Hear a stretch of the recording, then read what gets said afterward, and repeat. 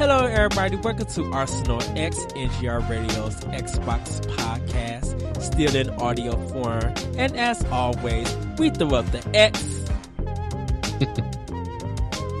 Yes, because we're about to throw down. I am your host, Team Lead, Mr. Eddie V. Joining me is my co-host, the wise Wisconsinite, Mr. Jesse Douglas.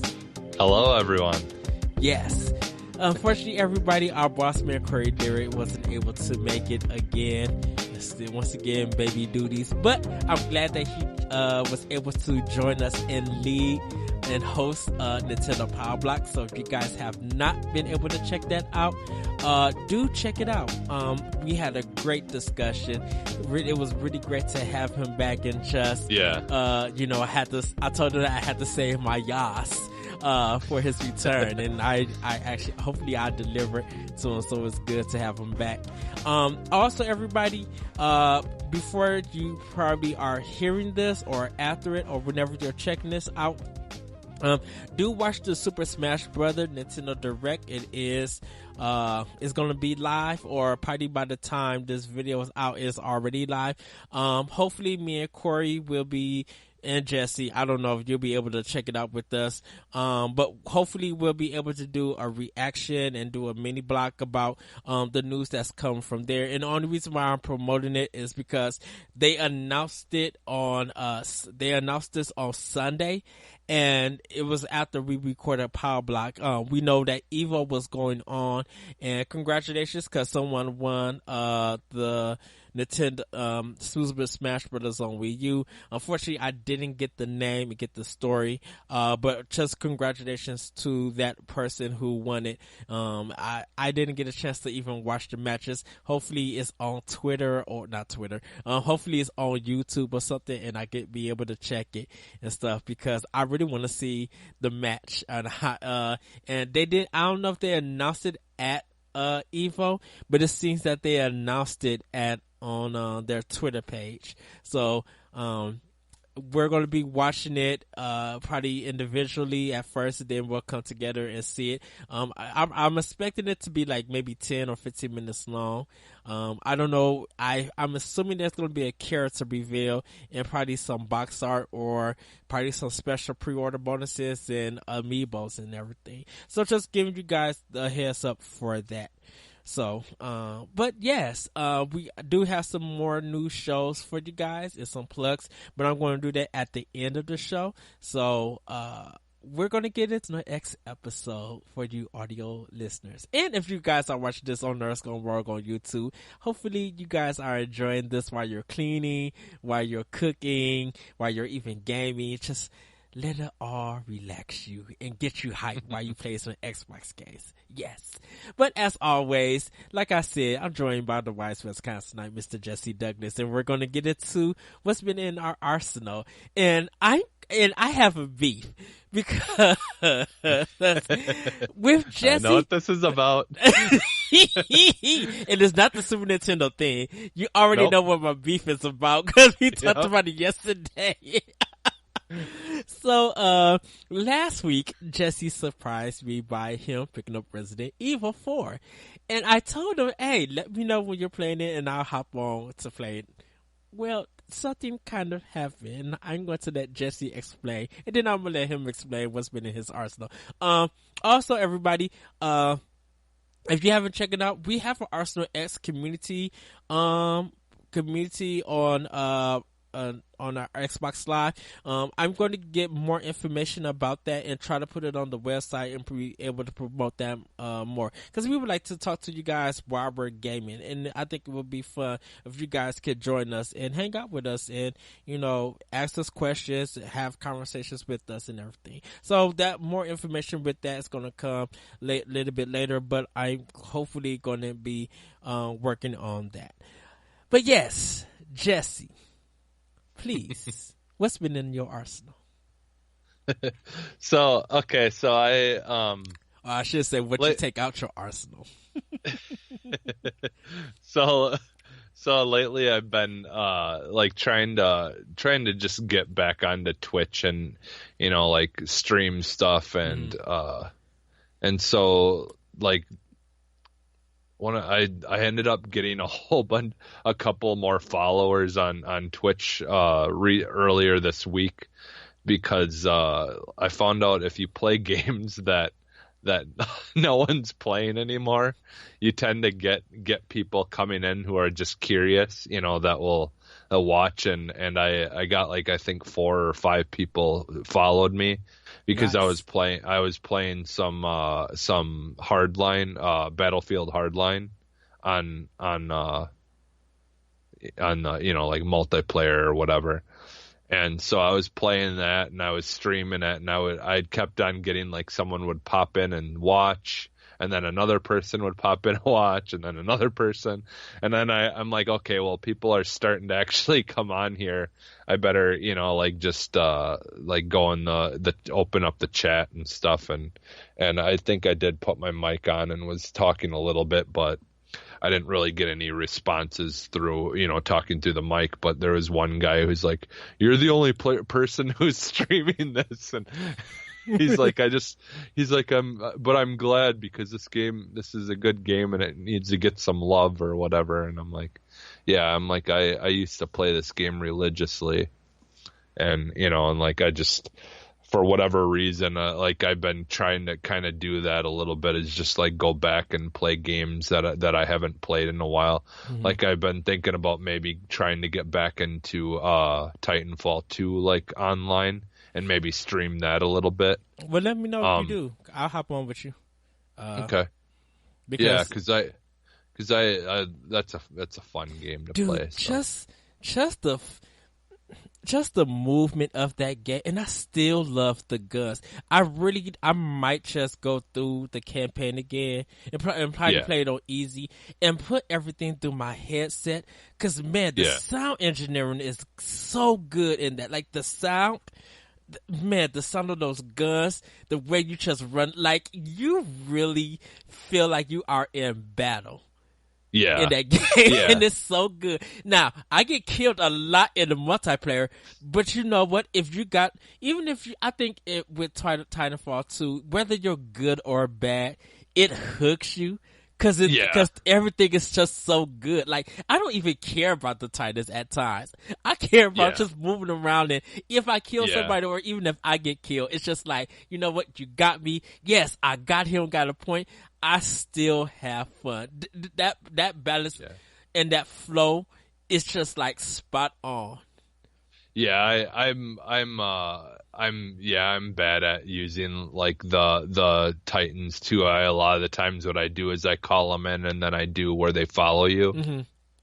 And so then I'll just have, because then they'll do attack and stuff on their own.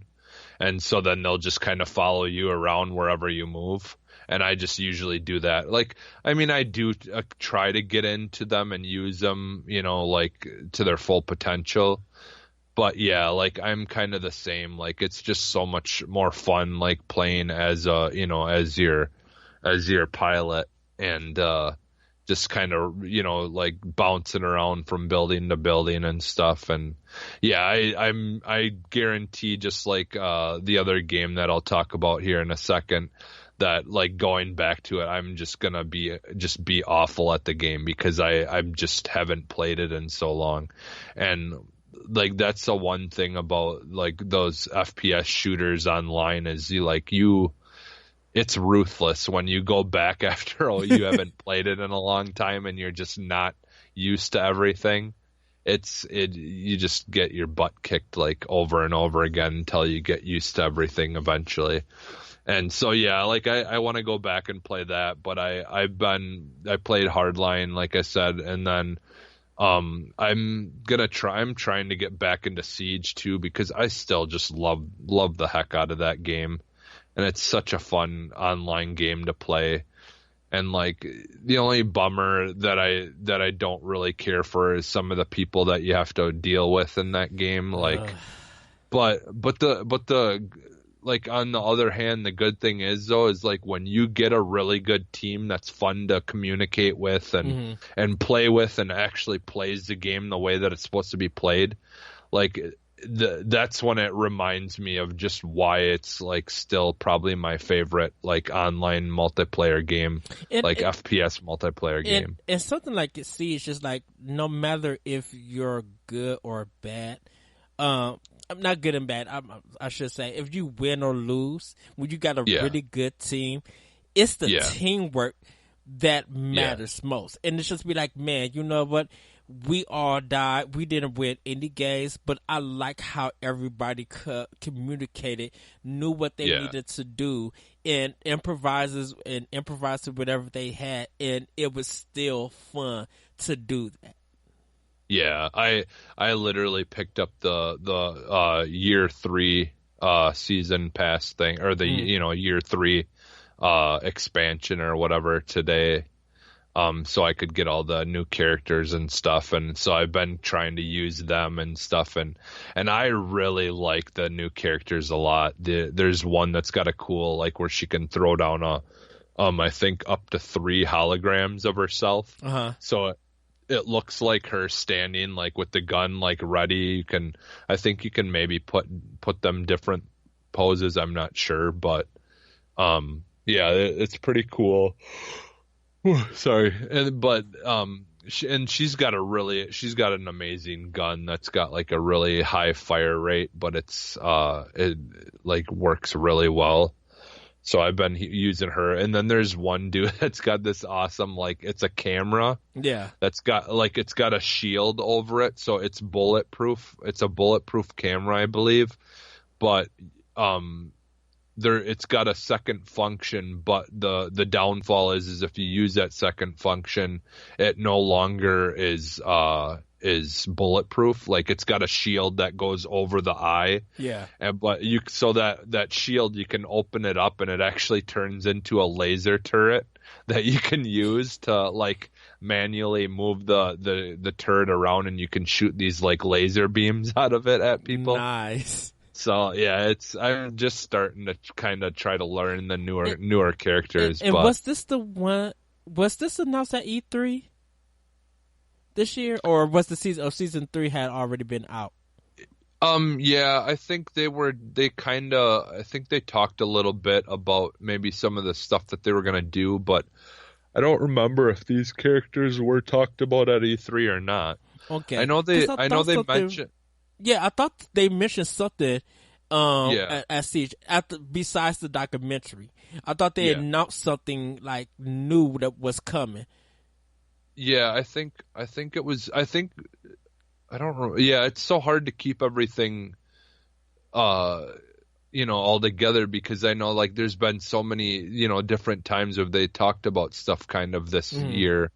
Like, I know they've talked about, like, all the stuff that they were trying to do, like, to get rid of people who are, abusing, like, things, and, like, team killing and stuff. That was kind of their big focus, is trying to make the game like a less toxic. Yeah, I know we covered that like last month, or we covered it in June. Yeah, but I think that was the PC build. I wonder if they've been doing it for Xbox also. Yeah, they have like certain things that are kind of changed now. Like, they went with something that Call of Duty, I believe, used to do, where if you kill so many people, or kill your own teammates, I think like 3 times in a match, it will automatically kick you, and then I think you get banned for a certain amount of time, where you can't join a game again until like the timer thing is up. I'm not sure exactly how that works, but and maybe it's like one of those where the first time offense is like, like it kicks you out, but then after that it starts making it where you can't join the game for a certain period of time. I'm not sure, but because I don't do that stuff, so right. I don't know, but yeah, like I know there's just a lot of features and a lot of things that they've been talking about, within the last, couple of months or whatever. So I can't remember what exactly, but I'm almost guaranteed that they had to probably talk about like how the new characters and stuff were coming out, because they're really good at promoting that and like like trying to get it out there when new stuff is coming out, and get reveal trailers out so people can get an idea of what the new characters are going to look like and stuff like that, and what their functions are. So, but yeah, so I've been playing that a little bit, and I got the season pass, the year 3 thing, because I plan on trying to play that a little bit more and stream it and stuff occasionally. So, so there's that, and then I didn't really play any Horizon 3 this week, but I want to play that a little bit. I might after the show. Did you? I'll hop on with you because I need to play some Xbox. I'll talk about that when it comes to my time. Did you pick up the Forza 2 20th edition? Yeah. I just got it today. And then you know what? That'll bring me into the game that I am not playing and is off of my Xbox now. But so what happened was, like, I did not care for Resident Evil 4 at all. I've tried multiple times in the past to play that game. And then I did say last week, I said when he was going to play it to tell me so I could play it with them and we could talk about it. Did I not say that?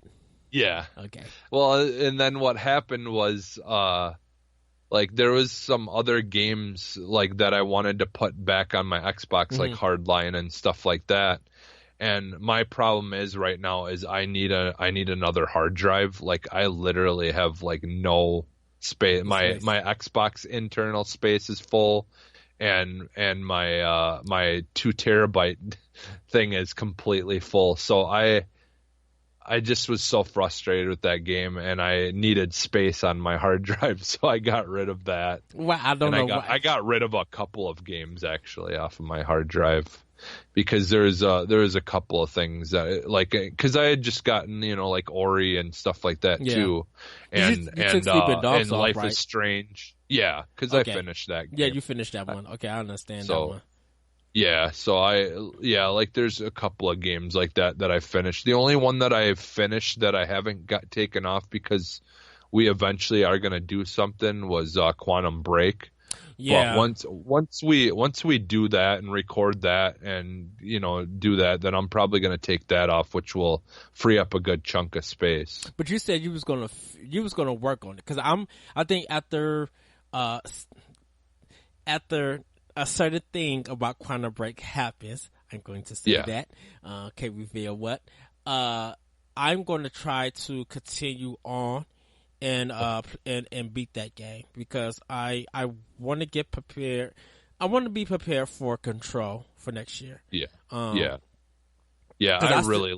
I really like the end of Quantum Break. That is such a good game. Right, because once I get done with Quantum, I think I'm gonna jump into Alan Wake, since both games are gonna be on the disc.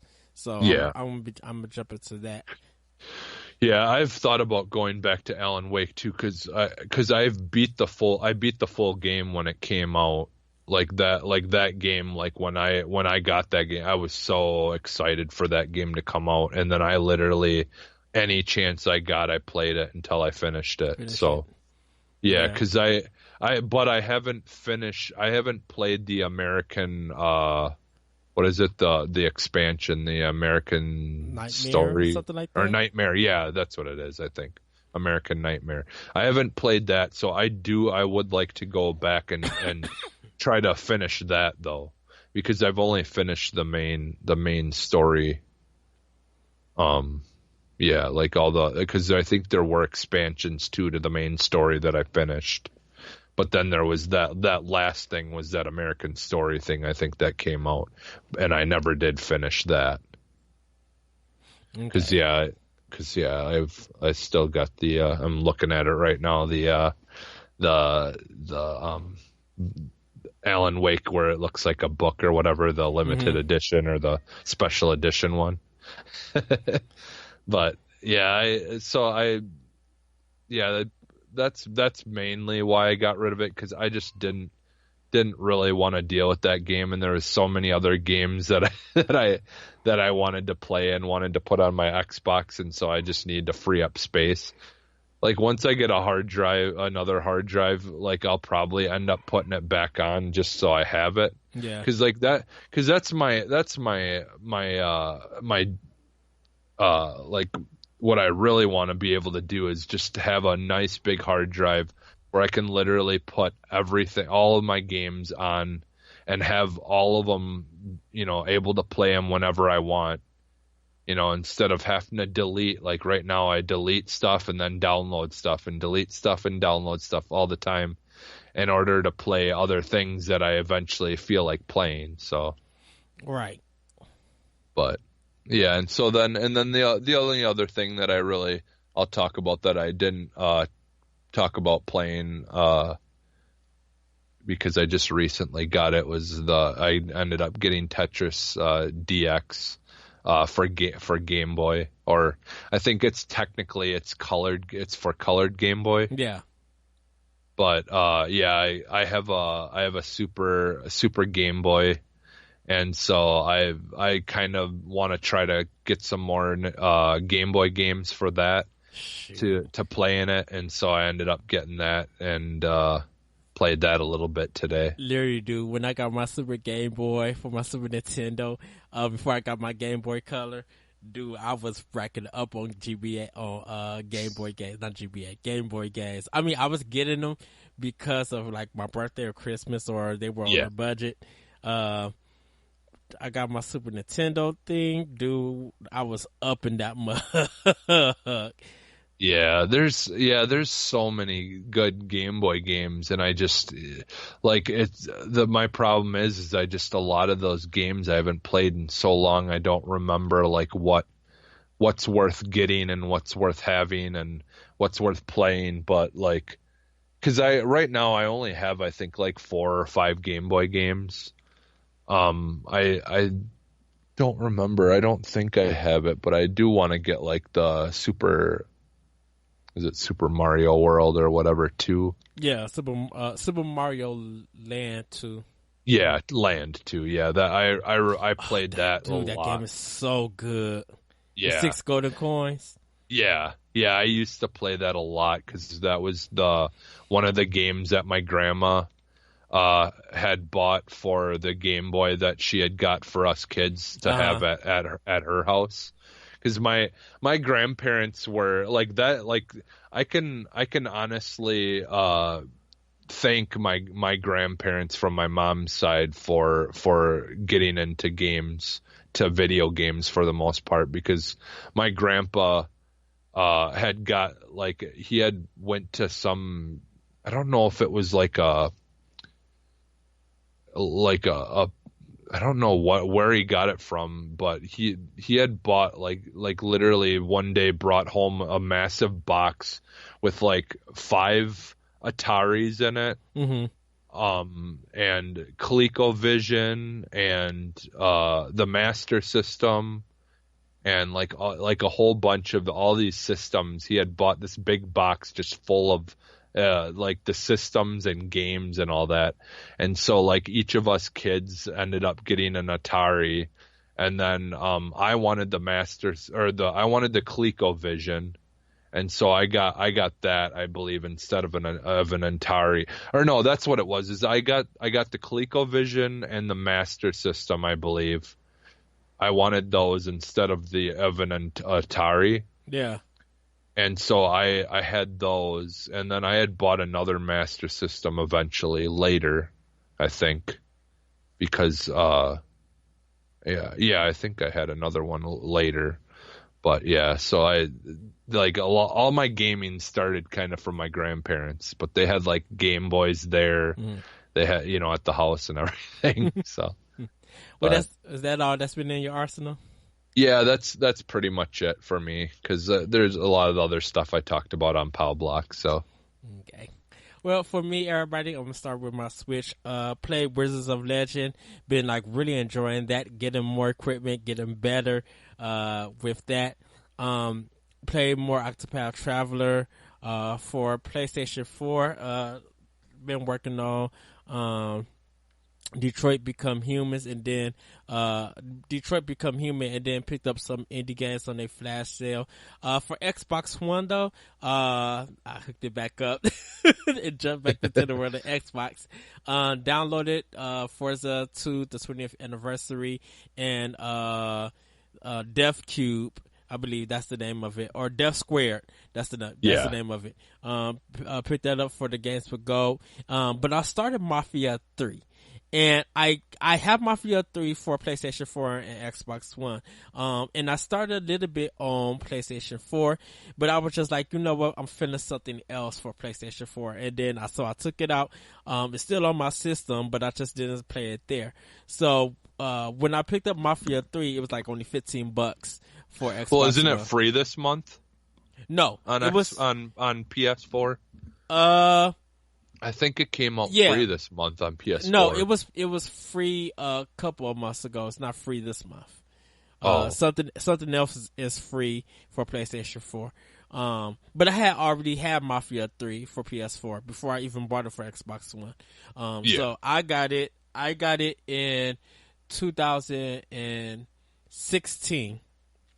For Black Friday, and then last year for Black Friday, it was cheaper on Xbox One than PS4, because they was trying to get rid of the PS4 versions, and all the Xbox One versions were gone.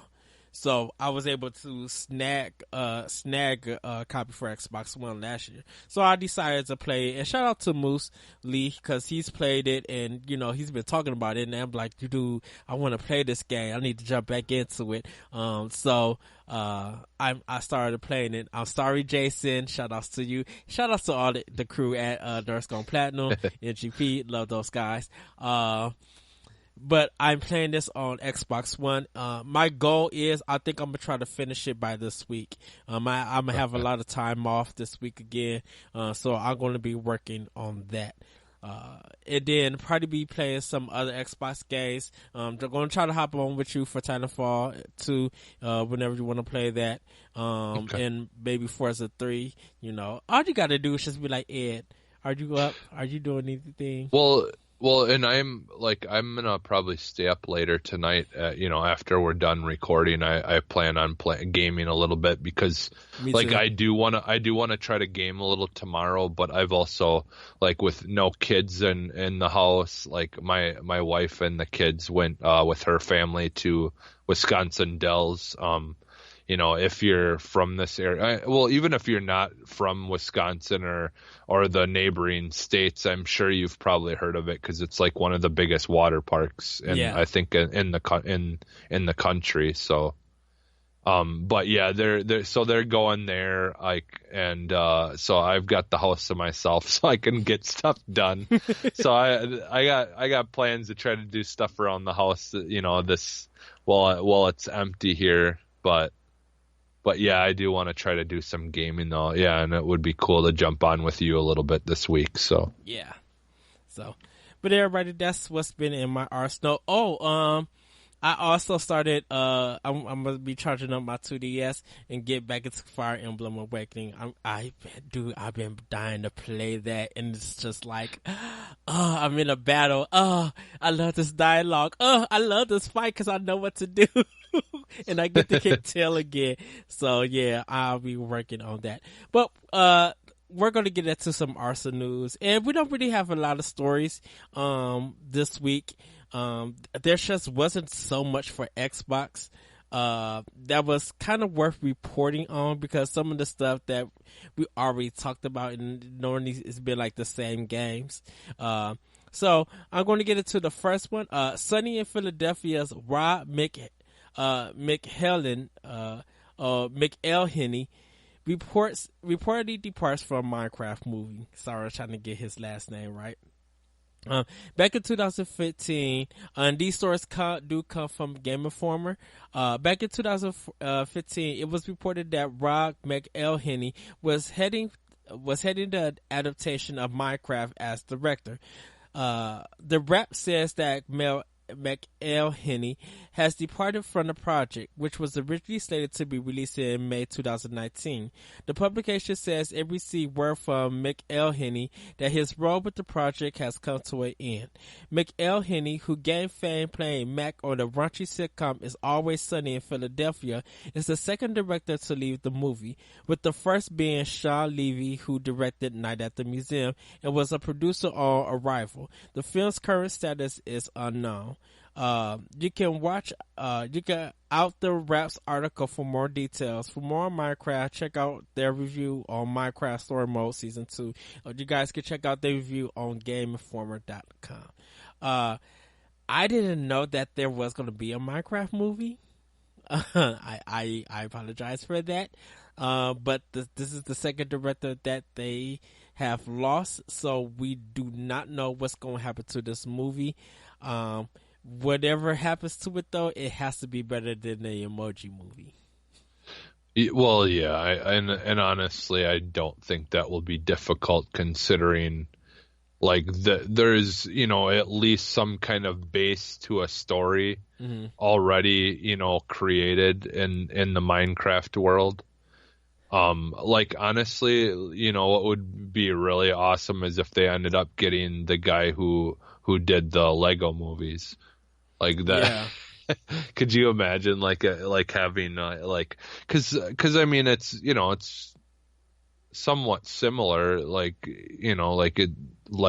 in the Minecraft, it's very similar kind of idea. But it depends on what animation they're going to be using. Yeah. So, well, and I have a feeling it's probably going to be something similar to what they've done for like the TV show type stuff, like the episode things. But I could see them maybe like updating it to look more like the because Minecraft got that big update where they made the graphics and everything look like it's still blocky, but they made things look nicer and smoother, and so I'm guessing that maybe something like that. Like, what I'm honestly surprised, and maybe it does exist, but I'm surprised that there's not a show out there similar to what they Red versus Blue, what they did with Halo. Yeah. Like, I'm surprised that no one's done that, what they did in Halo, but played the episodes in Minecraft and recorded it that way, kind of like what they did on there. Like, somebody probably have done it. You just probably got to check YouTube on it. Yeah. Yeah. So, but yeah, I'd imagine it's probably not going to be awful. I guess it all depends on what kind of storyline they go with and stuff, but right. That would be cool to get someone though, that's kind of familiar with doing a movie and kind of like that, like I said, the person who did the Lego movies or something like that. Right. And I don't know if they recorded any footage or anything, but we'll see what happens, though. So yeah, we're going to move on to our next story. Capcom is looking at more remakes after Resident Evil 2. Capcom's most recent financial report was fairly muted, with the company in kind of a transitional state between major titles. But their recent investor conference did yield some interesting questions. One question asked about Resident Evil 2, which Capcom expects to surpass 1 million copies, and whether the developer plans to create further remakes in the same vein. Further, Capcom answered, regarding remakes and re-releases of titles in our back catalog, we expect to explore these further in a variety of properties as a part of our strategy to utilize our library of IP. Capcom is certainly no stranger to leveraging its backlog. When the HD update for Resident Evil Remake performed so well earlier this generation, Capcom recommitted to reaching into its history of games for re-releases and, it seems now, remakes. What game would you want to see Capcom pull out for a full RE2 style remake?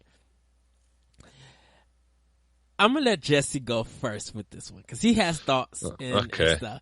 I'm going to follow after you with this because, just go ahead, Jesse. Sorry, I had to pause everybody. All right, so it's funny because like what I would like to see remade wasn't really popular. Like, and I don't think it did well at all, but I think it was kind of, but that the only reason was because it was kind of just came out at a time when online stuff was kind of newer, and they just, especially with like the PS2 or whatever, like the online stuff was still pretty new. Mm-hmm. Like they didn't quite understand, like the online experience, that much because, Xbox kind of at that time was already doing, with the original Xbox, they were all in with a lot of the online gaming and stuff like that. Yeah. So it still would be in the genre or in the franchise of Resident Evil, but I would really like to see them do a remaster or a reinvention of the Outbreak files, like the online Resident Evil Outbreak files, like have it where like they could even do like have it somewhat similar to like not similar to, like, it wouldn't really be anything like Siege, but like have it where like, each character that you pick has like their own abilities when you're going through the story modes and stuff as a group. But I'm thinking probably like more in the vein of like keeping it Resident Evil, but more in the vein of like your is it Left 4 Dead or whatever, like more in that style, but it would be still be the online 4-player co-op type thing. Like, so it basically what it would be is a Resident Evil game that could be played like a Halo game or like a Gears of War game where you can play through like all these different stories as a 4-player group. But they can also add like some more other kinds of story or game modes that would be online, and kind of just because I honestly think that was a really cool idea at the time, but it just wasn't the right time for something like that to happen. Well, this is the problem with it.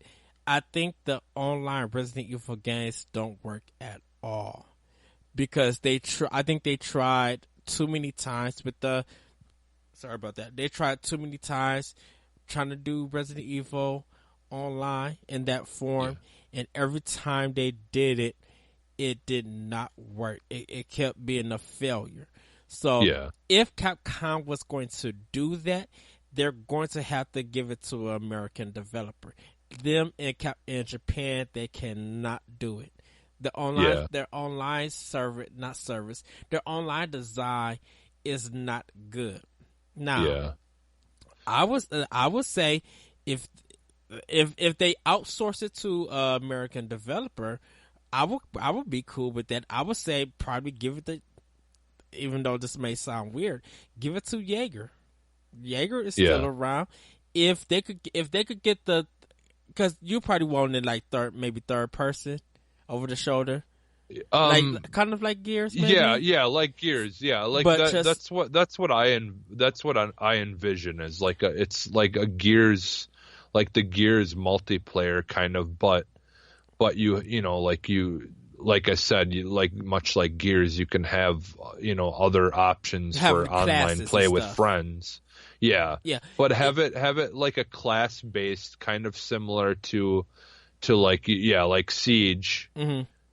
Because like the only reason I want to move towards Siege is because Siege is like if I can imagine the Resident Evil world in that engine that they use to make Siege, where it's buildings and it's you But know, it like has to being able to contain, break through stuff. it And has to contain a story, and a yeah, Resident Evil game set in a game designed as Siege set in the Resident Evil universe wouldn't work.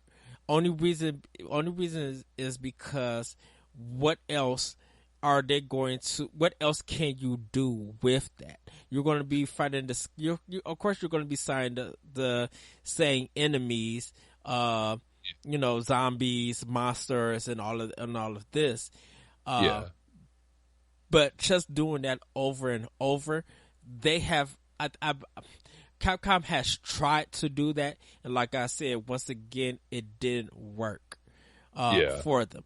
Now, if Jaeger can do it, and Capcom allows Jaeger to introduce different modes where Actually, of course a survivor will have to be in there, and the only thing you get on there is maybe knives. You start off with the knife, and you don't get no guns throughout the whole gameplay. The only way that you can survive is do melee combat, or you breaking off car doors and using that as shields and stuff. Like you four have to help each other in order to survive. You don't get no guns in it. You don't get no extra health. You get whatever is in that world or in that part, and you got to get through it to survive, to make it through. well, yeah, like I mean, they could have like scenario, certain scenarios like they did in the, like, like where part of it would be that, like the beginning part would be like that, but then you eventually get to somewhere where you have guns and stuff like that. See, I don't think if you do just knives through the whole game, no one's gonna play it. No one cares about it. But what I'm saying is, you start off with a knife, but when you go throughout, you pick only up melee weapons. Because who in the heck in the hospital got 15 boxes of ammo? Like, who got a 9mm or a shotgun? What doctor? What hospital are you at? Well, see, like I'm like my envisioning of the game, like I could even see like maybe like even them doing something with Bungie even as like to help with.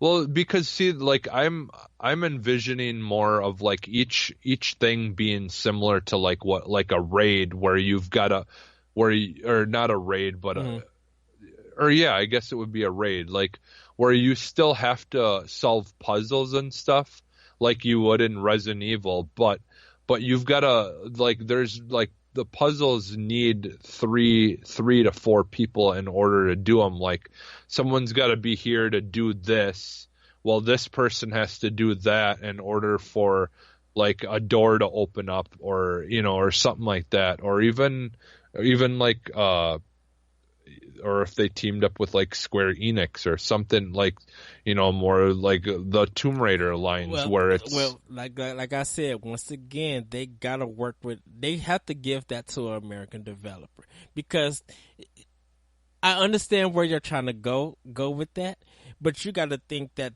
Capcom is Japan. Jaeger and all these other companies that you are talking about are American, and if they're going to make a game like that, it feels like you want this game to appeal to more American players because of the online functionality. And you got to think Europe and Japan, and even, depending on what Australia does, you kind of got to think outside the box of what do they think of online gaming. Are they going to be into these games? Because the thing about it is, something like that, that would sell big in America, but it might not sell big everywhere else.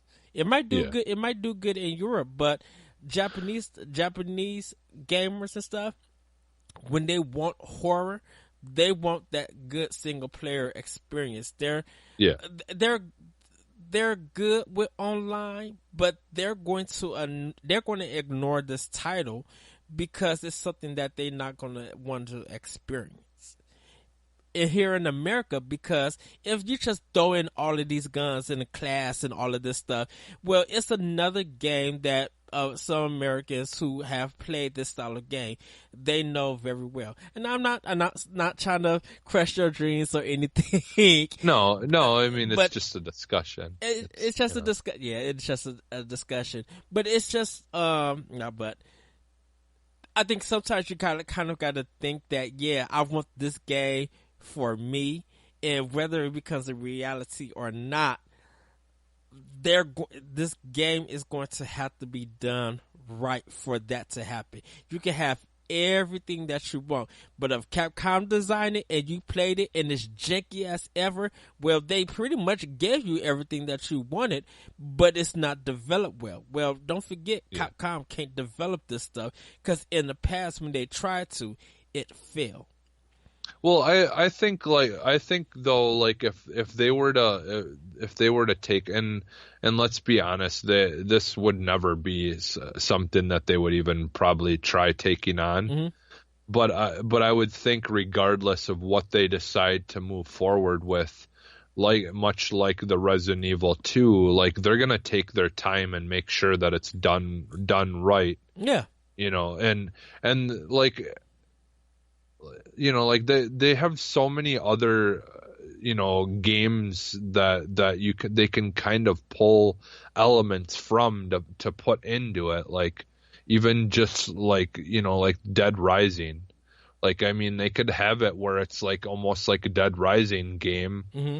but more, it's in the Resident Evil world, but like even imagine like the Dead Rising game, like as a 4-player co-op game, like being able to trying to survive in this town, like in the towns, like as a 4-person group, and you even it would be kind of, I guess, in some ways their state of decay, but it wouldn't be quite as much, worrying about the foods and all and rations and stuff like that, and just keep it more in the, like what a traditional Resident Evil is, where you want to, like make potions, healing stuff, and you want to, you want to try to like not use too much of your ammunition because you want to save it, and so like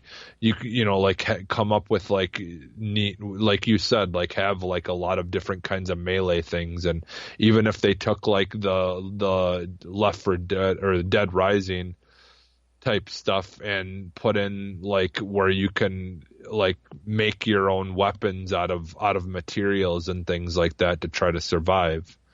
Like, like it could be where weapons are readily available, but ammunition so much isn't. Like where you still want to use guns, but you want to kind of try to save them for like when you go up like against like the main bosses and things like that. Well, for me, I would go with Ghost Trick. This is a game that came out for the DS. It's kind of like a rotoscope style game, adventure puzzle, where you got to try to figure out like you're kind of a ghost and you kind of got to move stuff and you got to make a character survive through all of these predict all of these things that happen and everything. You rewind, test stuff, and it's a really great game. It came for the DS, and it didn't really get that much love, but it's such a great game. I would love to see that. I'm speaking more for Switch and everything, and hopefully the re-release of that game is like successful. I would love to see a sequel to that. For me personally, I really don't need any more remakes or re-releases of the Resident Evil series. I think Capcom has Mega Man that to death already. So I kind of would like to see Capcom actually dig into other IPs, maybe from I would say they're 8-bit and 16-bit days, because a lot of older Capcom games, of like the PS1, PS2 era were okay. But they niche titles, to me, they niche titles were the ones that people love most than the ones that kind of made them popular. Besides, like Resident Evil 4. So I think if they were able to go back into their 8 and 16-bit days and maybe up-res them and treat them like an indie game, and release them, if they want to remake something, I think that would be better. Ghosts and Goblins. Oh yes. Well, it's funny because the in the story it says, "Come on, Ultimate Ghosts and Goblins." Well, Ghosts and Goblins kind of did get like an upgrade or remake for PS2 and for think PSP. I don't think one came out for Vita, but Ghosts and Goblins Gold Knights 2 they had. Yeah, and because there was a Ghosts and Goblins for like mobile phone. I'm like, what the heck? No. So, yeah, that's kind of what I would like to see with that. But we're going to move on to our last story, and this one's going to actually connect into our Arsenal exchange. So, BioWare holding a PAX panel on Anthem implies Dragon Age and Mass Effect in the future. BioWare has announced in a blog post that the critically acclaimed studio will be holding a panel at PAX West to talk about Anthem and help answer the fans' questions. Particularly, BioWare wants to address concerns about story within the game and how it fits BioWare's reputation. We talked briefly at EA Play about how the solution is called Our World, My Story. BioWare GM KC Hudson wrote, that's General Manager, in a blog post today. In a dynamic open world, everything is experienced in real time by all of the players, day, night, weather, and world-scale events that shape the ongoing narrative of the setting. This is our world, which we share as a player community. Then when you return to Fort Tarsis, that's actually a single-player experience, and it's where you spend time developing relationships, making choices, and seeing consequences. That's the story, my part. That's the my story part. Sorry about that. But even with that description, I know there are many more questions about how it would work. Hudson continued, to really go deep on the subject, we'll be doing a panel at PAX where we'll talk about Our World, My Story, and other big questions you had about Anthem. Perhaps most telling, however, is what Hudson writes when talking about BioWare's other projects. And yes, we hear loud and clear the interest in BioWare doing more Dragon Age and Mass Effect. So rest assured that we have some teams hidden away working on some secret stuff that I think you'll really like. And we're just not ready to talk about any of it for a little while, Hudson says.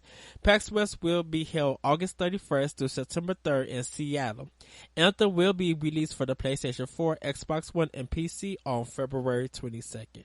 And this is how this comes into our Arsenal exchange. With news of BioWare working on Mass Effect and Dragon Age, how important as an Xbox player is it to make Anthem successful? When does it become critical for a community to save a developer?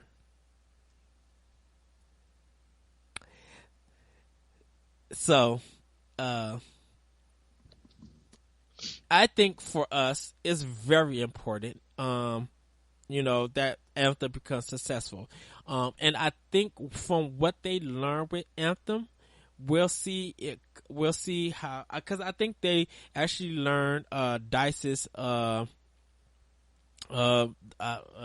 development. I forgot what it is, what their engine is. The Frostbite. Yeah. I think they probably learned Frostbite, and so what they learned and what they learned from Mass Effect Andromeda, the ups and downs with it, they were able to like fix and tighten up in Anthem. And I think with that learning for Anthem, they're going to be able to place it in Dragon Age and Mass Effect, because in a sense, I think they'll be able to make the Mass Effect series better. Now that they learned that engine,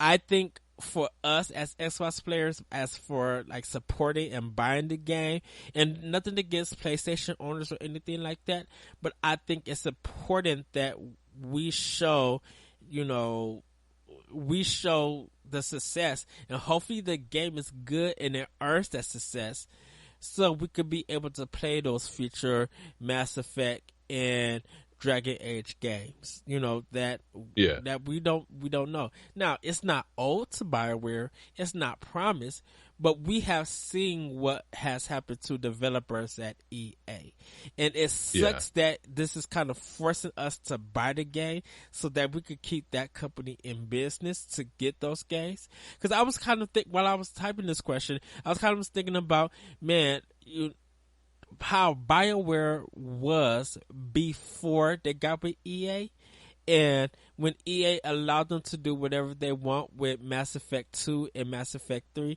and pretty much how Mass Effect was, the first game was kind of exclusive to Microsoft before 2 and 3 even came out for PlayStation 3, even before they even got the trilogy pack.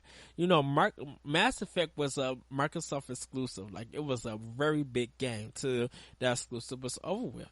So I think it's kind of good to hear, that those games are being made. I think it, for us, when a community comes together and help support by buying the game, not downloading it illegally, but for those digital players, being able to get it when the game comes out, whether it's on sale or not, showing that they're going to get it, or even waiting for a sale, like if it's 20 or 15% off or whatever system, they could be able to get it cheaper if they feel like it. Still showing that physical and that digital is still really matters. That, I think that's the way we'll still show support, that yes, we want more, we want BioWare to stay open. We just hope that their games, we just hope that BioWare knows the Frostbite engine to deliver better experience for their games. But what you think, Jesse? Yeah, I mean, obviously, like, you wanna support the games, and you want to, buy stuff so they, that shows then the EA that, that they need to keep them around, and they need to, let them keep making, the games that they want to make. Like with me, like, like I've been kind of up and down on, like, early on with Anthem, like, is it gonna be good? And like, I watched that what was it, like a 10 or a 15-minute gameplay, like an actual gameplay, like there's actual gameplay out there that's not, not just a CG, or whatever, CGI trailer. Like, they've actually played it, and like, watching that made me feel a little less worried about it, because like, they've created a really cool looking world, and like, I'm just looking forward to playing in that world that they've created, and like, the characters and everything seem really unique and neat, and I don't know, for me, like, it's probably going to be a day one purchase for me. Like, I'm going to hopefully get it right away, as long as, I have the money to get it right away. But I will be getting it, and trying to keep up on that, and, and report on, on Twitter and Facebook and stuff, like what, how I'm enjoying it, or what I'm not liking about it, and stuff like that. And, and I think that's the thing, is like, people just gotta do that as well. Like, you just gotta talk about stuff. Like, that's really what ultimately, like, PlayStation games, when they come out, like the big reason that they're so big is because people actually talk about it. Like, Right. you know, they talk about what they're experiencing, and I feel like people who play on Xbox mostly don't that's not really something they tend to do a lot. Like, because you'll find out, like, you'll like, you won't hear anything about a game, and then you'll find out that it did really well, or it sold decent on Xbox. Like, you know, like State of Decay 2 is like a perfect example where, Right. like, I feel like then, you know, like with us trying to do stuff and talk about it, I really didn't hear, you know, like a whole lot of rumbling about it, you know, but then it ended up selling pretty decently, you know, and it still is doing pretty well. And it's just like, I feel like people just need to talk more about about the games, and let the developers know that you're playing it. And, you know, because a lot of the times, like, I go on Twitter if I really like a game, like, you know, like, I'll go on and I'll message the developer and just say, you know, like, what I liked about it, or just tag them in it. And a lot of the times those developers will respond, or, you Yeah. know, or so, like, we're living in a time where, unfortunately, social media has more power than it probably should. And, you know, you need to use that power to let these developers know, and let people know that you're playing the game. Because ultimately, if you like those games that you're playing, chances are they'll continue making those games if you get the word out there and you get people talking about it. And I think that's something that Xbox players a lot of the time can lack in, is just trying to get it out there and talk about the games that they're playing. And I understand, because it's a good thing that you brought up social media, that, you know, some people will make fun of will literally make fun of Xbox players, be like, why are you playing that game, this, and it's just like, you know, but we're having fun too. You know, we're not excluding nobody. We're not making no fun of anybody else. In fact, we have always, and you know me, I have gotten on something, like I said, but I still congratulate Sony players. I still congratulate Sony and developers who put their product and that sell even mostly well on a Sony platform. I do congratulate that. Same with Nintendo. Yeah. And, you know, when I talk about Xbox, and I'm trying to talk more about Xbox when I'm online and stuff, I always talk about them in a good light. And when people ask me, why am I playing this game, I have always be like, I always wanted to experience this. And I play most of my third party games on Xbox, because besides and graphics or anything like that, it's just like, I feel like I'm having a better experience on my Xbox over my PlayStation 4. It has nothing to do with anything between the systems. It's just that my experience on Xbox is a little bit better. It's running a little bit smoother. And so I want to kind of show that developer that, hey, there is an Xbox community out here who wants to support your games. Yes, you can promote all your stuff for PlayStation 4, but believe me, to me, sometimes I feel like PlayStation 4 might sell the most over Xbox, but I feel like more players will be willing to talk about your game on Xbox for a good while over PlayStation, because there's so much titles on PlayStation that's battling between first party and third party. I think when they get done playing that game on PlayStation, they move on to something else.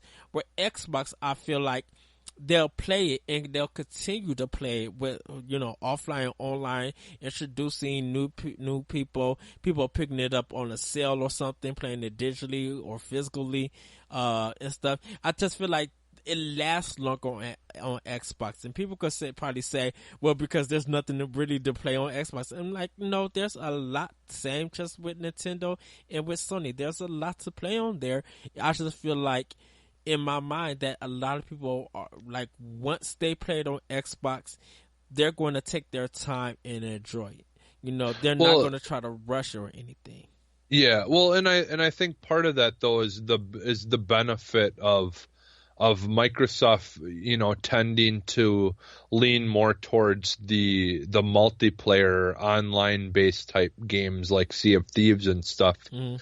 where you can keep on adding to it, and you can like continue to like, because like bringing kind of going back to Siege, like Siege is a perfect example of kind of where like multiplayer games are kind of tending to go in this trend of where they start out kind of basic, but that's because they're spending as little money as they need to get the base of the game created, and then as people play it, and they can slowly just keep on adding But to see, it. I think a lot of people. But see, that's a lot of people don't like that as gamers, and this is just a general for a lot Yeah, of people, because they feel.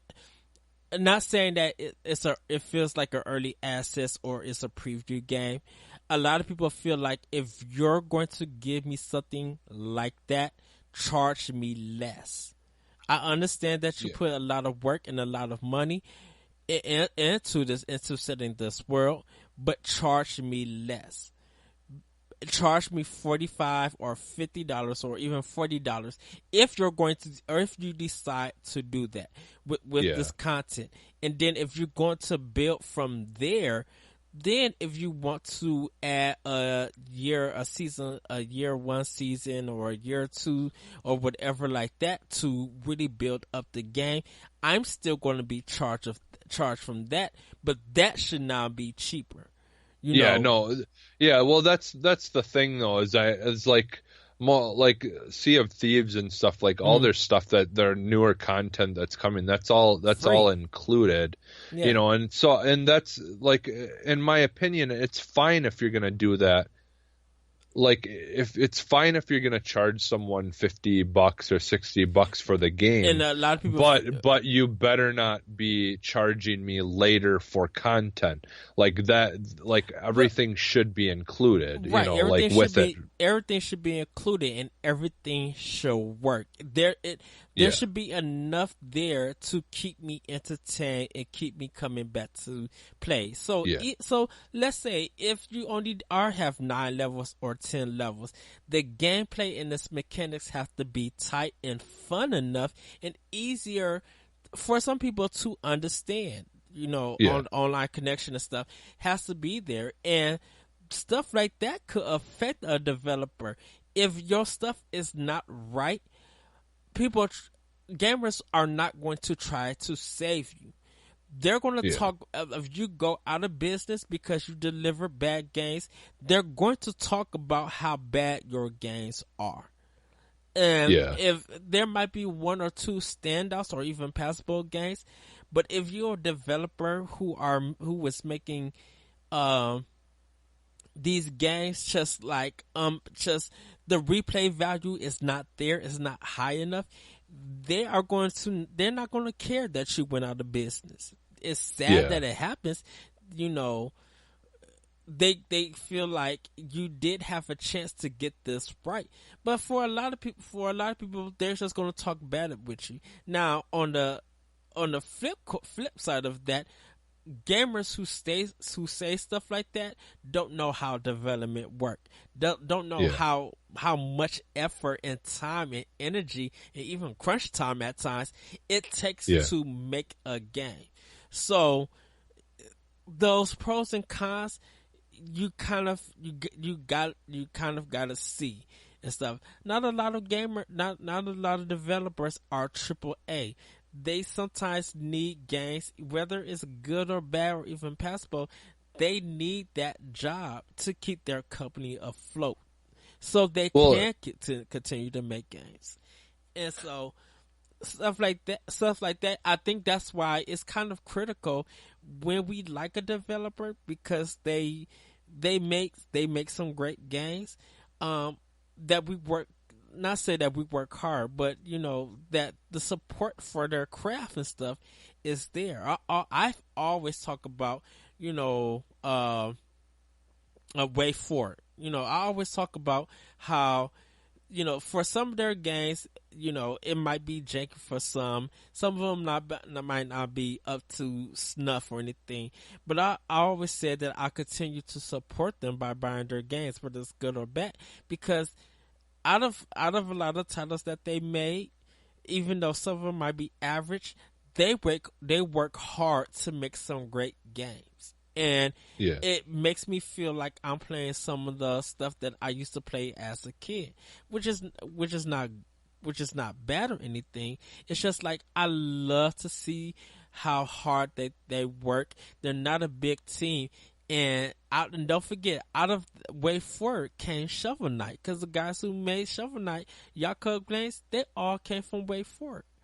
So I would love to see them continue to be in the video game industry. The day that Way Forward closed, to me, is going to kind of be hurtful, because I'm just like, I don't have a developer who's going to be making those games that I love and really gave it their all to create a game and stuff that I'm going to enjoy, that sometimes that don't even get talked about, that always get overlooked.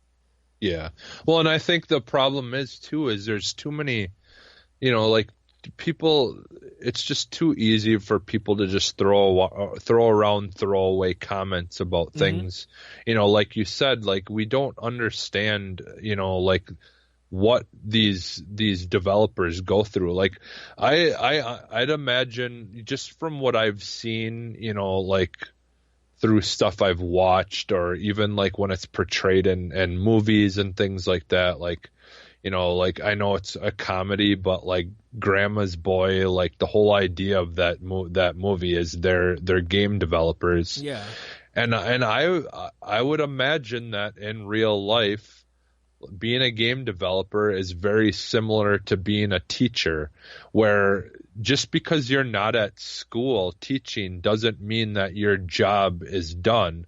Like, teachers do a lot of stuff on their own time at home. Right. And I have a feeling that being a game developer is very similar, where your job, unfortunately, gets brought home with you, like, a lot, like, because you've got times that you need to get things done in, and and like, like, going back to Sea of Thieves, like, I think that, like, out of all the games that I've followed, like, from the beginning, like, it's very early stages until, like, like, now, as they're adding more content, like, on the developer side, like, they've done a perfect job of what I think needs to be done, and that's making sure that you're communicating with the people, like, who are interested in your stuff.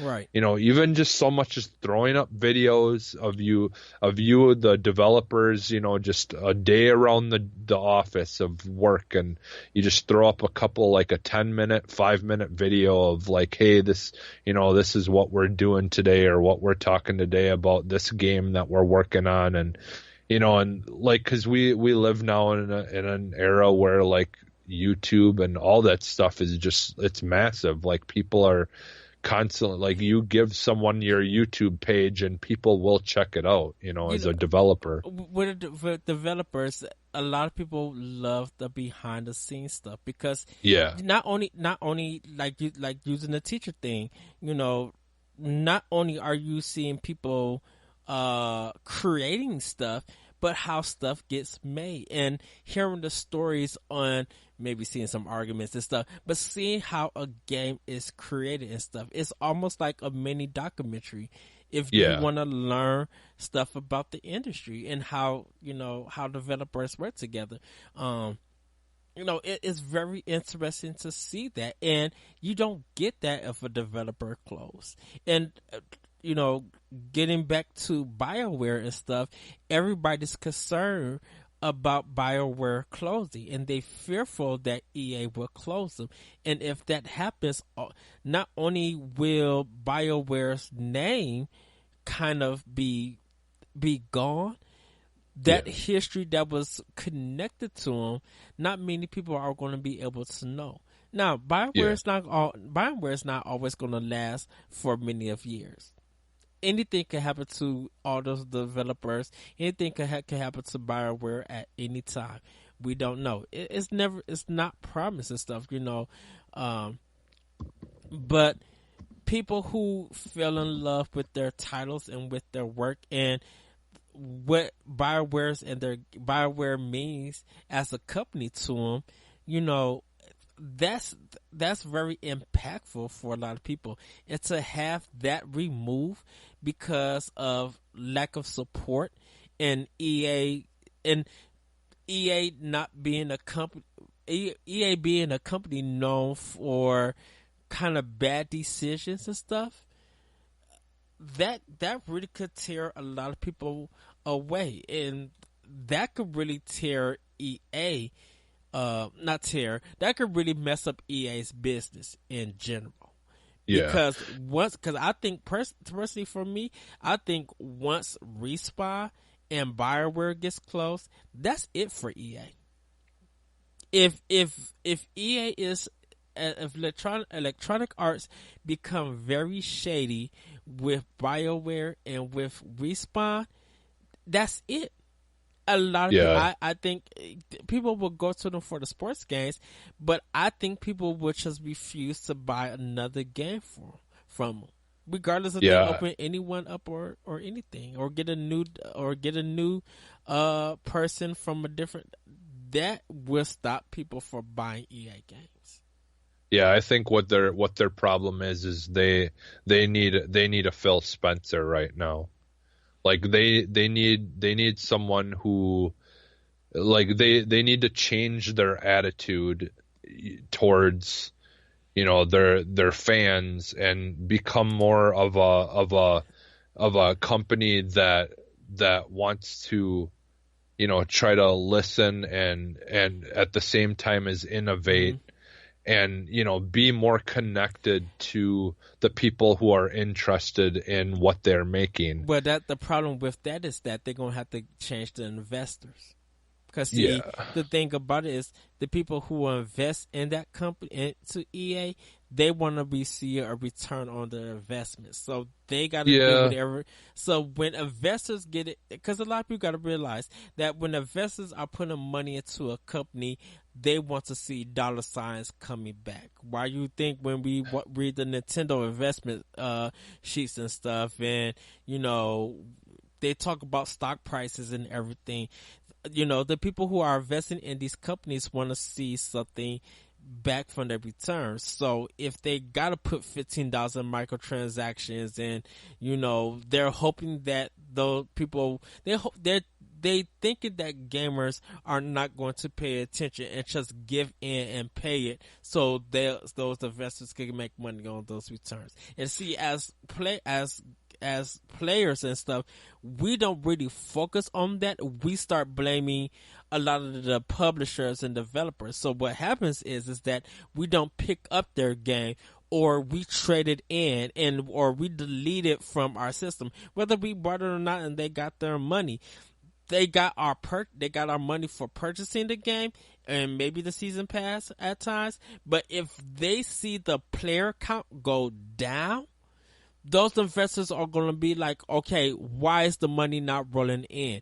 And the developers and the CEOs and stuff of EA and the people who made that game, and people can say this is the Battlefront thing.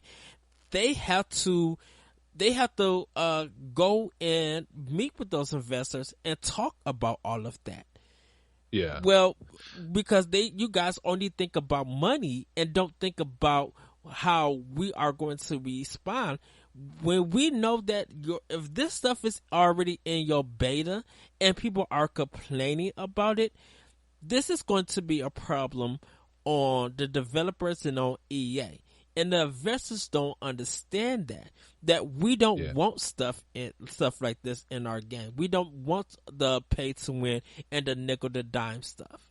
we don't Well, want it. Oh, go ahead. Well, yeah, and that's the thing is like the developer or the investors, though they obviously are important, but at the same time, what good is you're not going to get a return on your investment if EA and BioWare isn't able to listen to the people who actually have to buy the game in order for your microtransactions in the game to be used. Like, it doesn't matter if microtransactions are in the game. If no one's buying it, you're not going to get money from it. And so therefore yes, the investors are important, but EA needs to start telling the investors that, hey, you know what? Like, that we did this with the Star Wars game, and no one bought it because of this. And if you want to make money off of our games, we've got to be able to meet in the middle somewhere. Your product has to be high quality. That's going to make that, which we talked earlier, that it like you said, social media, how people are talking about it, that is a big part. Word of mouth, great advertising, crossplay, just things that's going to make people be like, hey, did you get a copy? Hey, did you experience this? Or, that stuff is going to help. If you put business before the quality of the product, that's going to hurt. Yeah. Because if the product is not good quality, that means your business is not going to have it's not going to have just good sales or something. So, well, and the thing is with social media and things like YouTube and stuff, like, it's like that kind of stuff it's such a cheap investment into advertisement, because you don't, like, that's the thing too, is the less money you spend on trying to produce a video or produce a trailer, and instead just getting real life, like, personal up close, like, recording of the developers, and like, it's got a more personal touch, and you really don't have to spend much money doing it. Like, that's the nice thing, is people want to see the real side of things and not some overproduced commercial, like, just, like, pushing something that doesn't have any real personality. Like, that, that's the beauty of YouTube and like, stuff like that, is you really don't need to spend much money to get a good, advertisement or word of mouth out anymore. Like, it's just, you just don't have to do it anymore. And see, we don't really have to think about that a lot of times when it comes to first party. We really see it in kind of in Nintendo's investment things, because it ends up getting reported, but Nintendo sees the good sales, because regardless of their satisfying their investors and stuff, they believe in their product, and they're going to, and they're hopefully that when it gets into their hands, they don't have to rush out to sell big. Don't forget, Nintendo games, whether you like it or not, whether you think they don't sell well at a time when they first come out, Nintendo games continually sell throughout the year and the following year. And even if they're throwing a good sale, people end up picking up their games. So when you have a continued stream of sales for your game, whether you sell 1 million and that was it in that first 2 months, that number continues to grow. God of War, it did 5 million. That's so good. But if it's stuck at 5 million, that's a problem.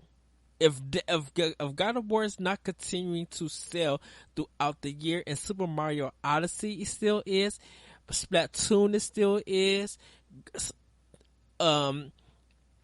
Breath of the Wild, like, if a whole bunch of first party Nintendo games are still continuing to sell throughout the year, that's great for them. Same with Microsoft. If Game Pass is still doing good business for them, if people are still picking up games for Xbox and stuff, if that's still, even with third party, if that's still good, that adds numbers to the actual sale of that title. You never want to, and this might just be me, some people might disagree, you never want a game to sell majorly big when it comes out, because if it does and it doesn't, and you don't continue to see that happening, and there's a big downfall in sales after 3 or 4 months, that's problematic.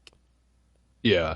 Well, and the nice thing about the Game Pass is like we're realizing more and more like what's more important, like having like a game that's cost $60 and a few 10% of Xbox's install base buy it, or have it where it can be streamed and you have, like 3 times as many people playing the game that wouldn't have been playing it if it was just literally the only way you could get access to it is buying it outright.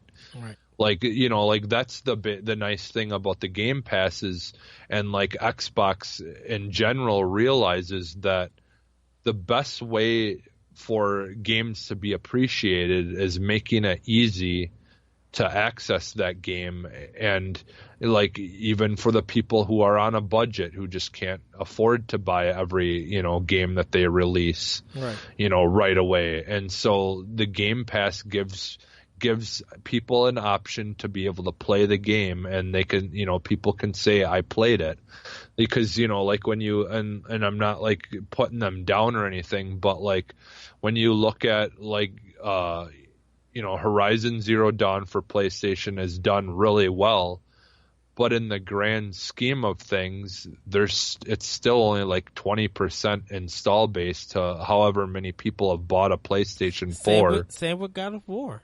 Same with Bloodborne and stuff. It's just like the install base is low. You have an install base of system sales, but the game attachment is low. There's no way that you have 80 plus PlayStation 4s and Horizon is at maybe 4 or 5 million. God of War is at 5 million. That should be high, and it's not. And you can say the same thing about Xbox. You can say the same thing about Xbox One, and I completely understand. You can say the same thing for Nintendo. The thing with Game Pass is that number for first and third party can increase, because like you said, people are on the budget. They can't get all of these games and stuff. Maybe it's easy access, depending on where they live, to download that game, play it, and if they do enjoy it, then they'll buy it. They'll buy it, because once they don't forget, with Game Pass, you have to have Xbox Live. You have to pay $10 a month for the service. So whether you take the game on, whether you take it off or you put it on, that's $120. That's $180 a year that you have to pay for Game Pass. So regardless, that's once it's past 6 months, you already paid $60 for that game.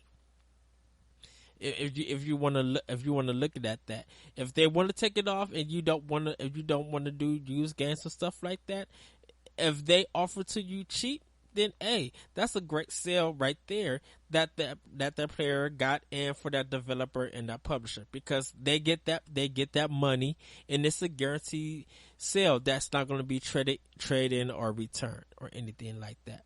Now I don't want to knock PlayStation.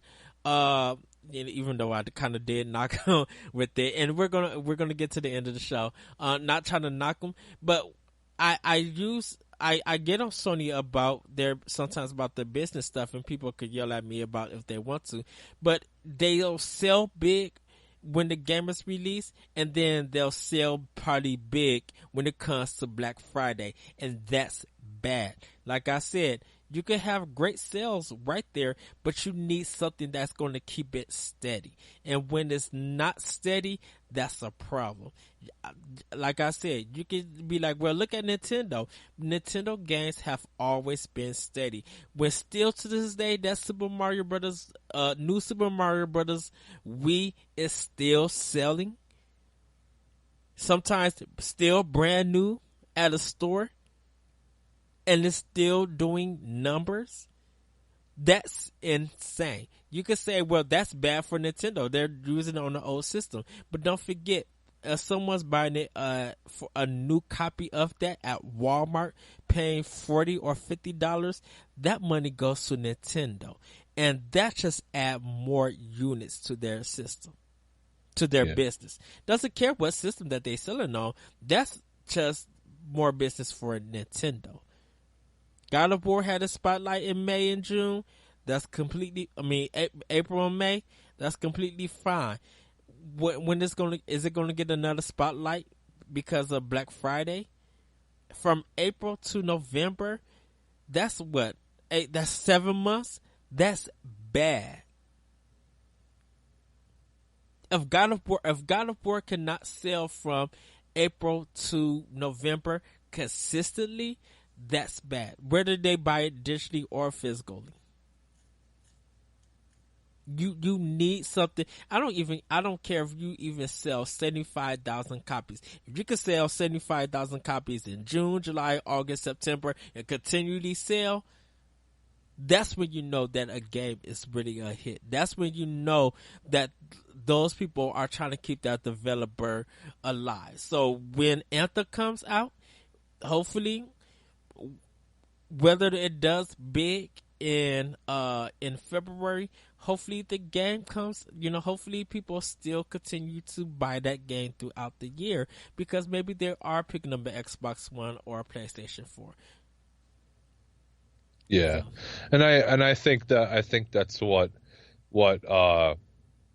Nintendo has kind of got going on right now, is the fact that you do still have people who are constantly buying Switches, like, getting a Switch. Mm-hmm. And so, like, those people that are buying that Switch then are going to need to get games, and then all those games that have come out are constantly being bought because people are getting a system, and then they need games for it. Like right now, and they're double. That's a good thing, and that's what Xbox kind of needs to do. And with Nintendo, people are double dipping. They already probably bought that indie game digitally on the Nintendo Switch. Oh, the physical version is coming with limited edition or with extra stuff. People would get that physical and be hyped about it. Even if that game never came to a Nintendo system in other places, if that game is coming to Nintendo and it's getting a digital, a physical release, people are going to be buying that game on Switch. Not to say that there's nothing to play on Switch, but that physical means a lot to people on that system. Yeah. And I'm just saying, me and Larry, from World War One, we talk about how physical is important to Nintendo Switch, and people will double dip. People be upset about it, but they will do it. And you don't really get that with Xbox One and with PS4. Yeah. Well, I think the thing too is Nintendo, that's like always been part of their culture. The physical, like whether it used to be, trying to have the really cool booklets inside, and having unique things in them, to, like their box art. Like, they've always been really good at making really cool looking box art for their games. And another thing that works, in their favor as far as physical goes too, with the Switch especially, is the fact that it's a system you can bring on the go, and like having cartridges versus discs, really works to their benefit, in that department as well, because they can, like, it's much easier to bring that little tiny, square cartridge than it is to bring a whole bunch of CDs, And so, that's the thing, is like, like you think, well, I mean, it wouldn't really work too much, for the PlayStations and the Xboxes, because they're not portable. But you wonder, do we go back to cartridge? Well, with those systems, with Sony and Microsoft, they never did cartridge, so they won't go back to it. But people just see how important that physical with physical on Nintendo system. It's more easier. You can pack more games because of how small they are, and it's easier just to load. They don't have to deal with hour and a half installation. Like if they was able to get Destiny 2 on a 64 gigabyte cart and it was able to load that quick, people would be playing Destiny 2 on Switch on the go. Heck yeah, people would be playing that. But everybody, that's gonna be it for NGR Radio for Arsenal X Podcast. We want to know what you guys think. What you guys think about BioWare still making Mass Effect and Dragon Age? Do you guys feel that it's critical and important to save a developer, your favorite developer or even publisher and stuff, by buying their games, getting the word of mouth? You guys can email us at arsenalxpodcast@gmail.com. You also can follow us on Twitter at arsenalxpodcast. And guys, on our YouTube page. So hopefully you guys would check it out. We this Saturday will be our last episode for the Nindies Showcase, so you guys will be able to check it out. Me and Corey, we play Hyper Light Drifter, so you guys can. It is coming to Nintendo Switch. It's not out yet, but we play it on PlayStation 4. Also, the Nerds Gone Platinum guys have a new show out, Platinum Plays. So you guys will be able to check out Moose, Jason, and Jeff play multiple games and hear commentary on there. There's just a lot of great stuff coming. We are getting ready for season 3 of Pod and Play, so hopefully you guys will be checking it out. We can't wait for you guys to actually watch this season, because me and Corey, we had some great discussions with some great games, and hopefully on one episode a special guest, hint hint hint, will be on there for a special game, hint hint hint, can't tell you what it is, and my special guest, or our special guest, can't tell what it is. They have to wait till the season happens. So that will be coming soon. So you guys will be able to check that out. For me personally, Project Beauty is underway. So, cannot wait for you guys to check that out in September, for it. Just waiting for this to load. My plug stuff is just, it's not loading up. Sorry everybody. Technical things is happening. But we will I will begin getting to it. Jesse, where can we find you at? Go ahead and make some plugs. All right. You can find me on Twitter at Phantom Maggot AX. And actually there's a possibility Ed's gonna try to make it, but if you're a listener and you happen to be planning to go to Wizard World, the Comic-Con in Chicago, I will be I'm think for sure there on that Saturday. Yes. And I know Ed, you are gonna see if you can try to make it. So if if you're going to that and you're planning to be there on that Saturday, just you could just hit me up on Twitter or whatever and just send me a message and say hey, and maybe we can meet up with some of the people if anyone that's going listens. So yeah, and that's gonna be August 25th. So yeah, that's going to August be 25th, a Saturday. 25th. But yeah, continue plugging. My page finally came up. But go ahead. Yeah, and then and also yeah, and it's Phantom Megate AX on Xbox Live, and also you can search for Phantom Megate AX on and Jesse Douglas on SoundCloud. I just got like some music stuff that I made there for people to enjoy if they're interested. You know, I just kind of do it for fun. So Yes. So you guys also could check out Nerds Gone Rogue and the B-sides, Squad Goals, Nindy Showcase finale, like I said, coming this Saturday, and I talked about Platinum Plays, but also we're going to be trying to get NGR Radio live, at ngrradio.com/live.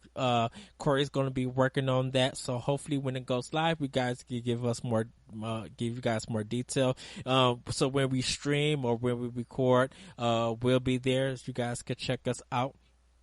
You guys can find more of Nerds Gone Rogue on YouTube. If you guys like what we do, subscribe to Nerds Gone Rogue, and also check us out at ngrradio.com.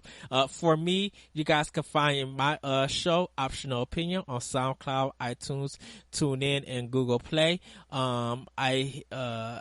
I have a new episode where I talk about the Sega Genesis, how it did it help out the 16-bit era. So you guys can check that out. And I'm also going to be having a new episode and also be discussing our Optional Opinion about the Smash Direct. So you guys can check that out also.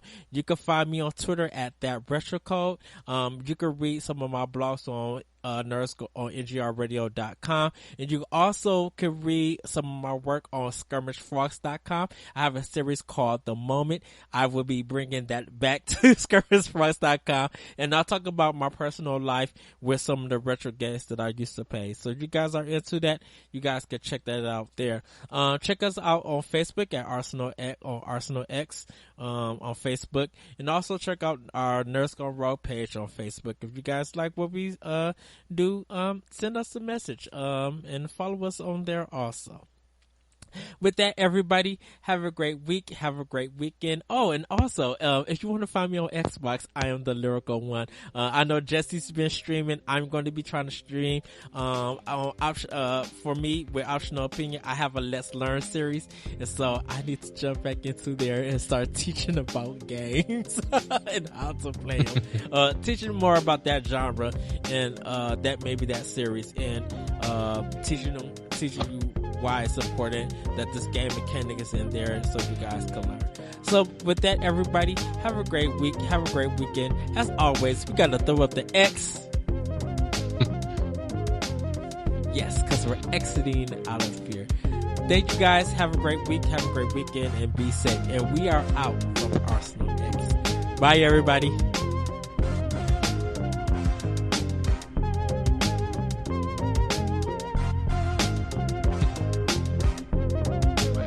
my